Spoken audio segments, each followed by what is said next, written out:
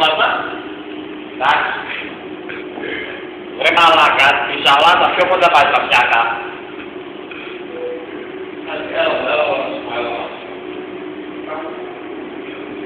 Ο χαλβά εδώ. Θα πάει και το κοτσιό. Άντε βρε μαλάκα, και τις σκονίζεις και με τις κουζόλους. Το μαλάκα, το καλό θα πει κοτσιό, θα πάει. Το λέω.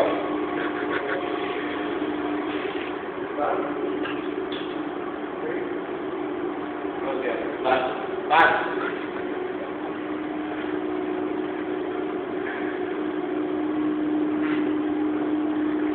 Me vai, basta.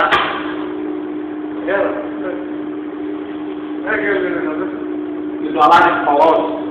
Eu lá para ele.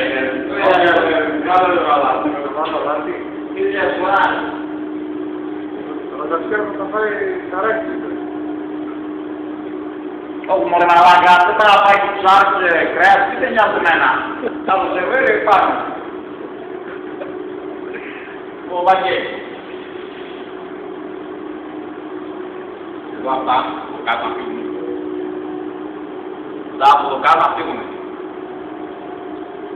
Δηλαδή, έχουμε πολλές παρακετήσεις. Εντάξει, τώρα. Βλέπω είναι πολλά για πακέτο. Βεβαίως θα πάει και λίγο. Αν σου φαίνεται λίγο, πάρε το μπολάκι και πίσω πέριξα ένα. Να βράξει το πέτα.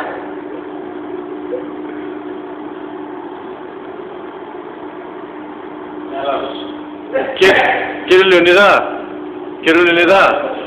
είναι μπριζόλες, δεν είναι ωραίες, είναι γρήψο κάπως μόβ. Και το ψαρουνέφρι, είναι λίγο κάπως. Εντάξει, δεν πειράζει, φρέσκα δεν είναι, αυτό τα πήρα. Τι φρέσκα, μπαγιάτικα είναι.